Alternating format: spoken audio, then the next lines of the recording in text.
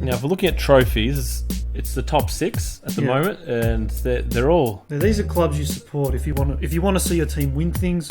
These are the ones to go for. And this is why we do it in the Premier League, because nowhere do you have such a luxury of teams to choose from. There's only maybe 2 teams, 3 no league, tops. No league has a top 6. No league has a top 6 that could win the title. Yeah.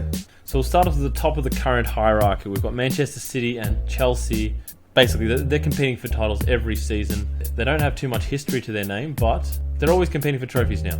So these two clubs are similar in the sense that their owners are filthy rich. Right, they've got an unlimited amount of wealth. Their owners are willing to splash just any amount of money so they can buy any sort of players they want, and just so they can win things, basically. Well, they want a guaranteed success every season. They've come to be really good through money. Their history isn't much to brag about. Aston Villa and Sunderland have won more titles than them, and Aston Villa's not even in the Premier League anymore. Sunderland has been barely in the Premier League for the last 5-6 seasons. So it's new money, basically. Unless you can prove that you've got family ties, or you've geographically located to the regions, you're going to have to deal with the fact that maybe people are going to call you bandwagon fans. So get out that family tree and start looking.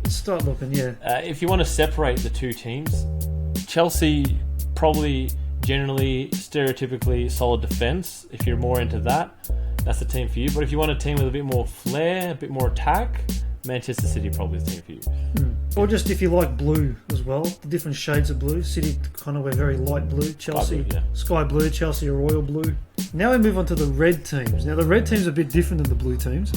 They go off history, the red teams. You've got Manchester United and Liverpool. Now, they've won the most titles and the most trophies. These two are the most storied clubs of English football. By a pretty long shot. So these two teams are going to be pushing for trophies as well.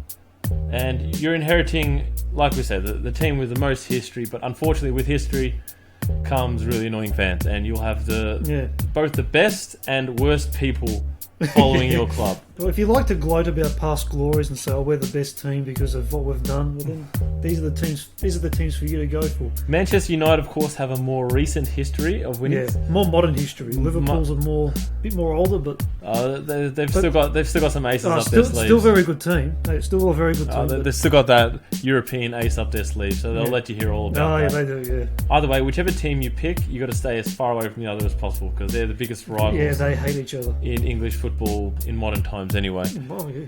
There's bigger rivalries than them, but out of the teams that are actually competing for trophies, this is no bigger rivalry. This is the most traditional strong rivalry of England, basically. So to pick between these two, if you value winning above everything else, Manchester United is probably the club for you. Yeah, it is. However, if you're more about a fairy tale and seeing it come from behind or a feel-good story, it's probably more likely you're going to get something like that from Liverpool. Yeah, Liverpool haven't won the league title now for a while. 27 years, I think it is. Yeah. So that's the thing that's... The clock's ticking. The final two teams in the top 6, Arsenal and Tottenham. Now, these two kind of differ as well. They're both North London clubs. Arsenal have a decent history, 13 title wins. They're somewhere in between maybe Manchester United, Liverpool, and Manchester City and Chelsea. Yeah. That they've got pretty good recent history. However, unfortunately, they don't quite get across the line. They do very well. They're always in contention, but they just don't... Most consistent team in the league. Yeah, they just don't pull it off. However, they are the FA Cup specialists, so cup wins, trophies, very good wins. Always a great thrill if you win a cup. And Arsenal, they did a couple FA Cups in a row recently, and they've got the most FA Cups out of any of the teams in the Premier League. But they never fail to disappoint you. Tottenham's the other team here. Now, this is the up-and-coming team. These are the first years, really, coming into high school, you know?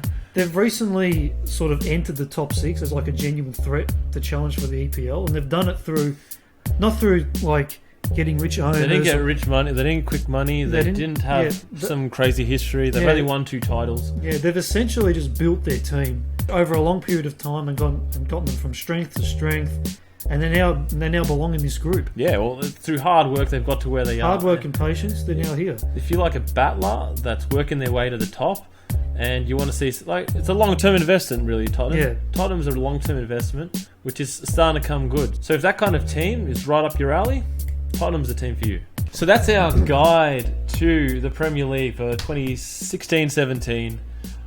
Hope you found a team in there somewhere if you didn't already have one. And, of course, if you did, make sure you keep track of what's going on in the Premier League with our previews and reviews. So thanks for watching, and we'll catch you for our preview review on Friday. See you then.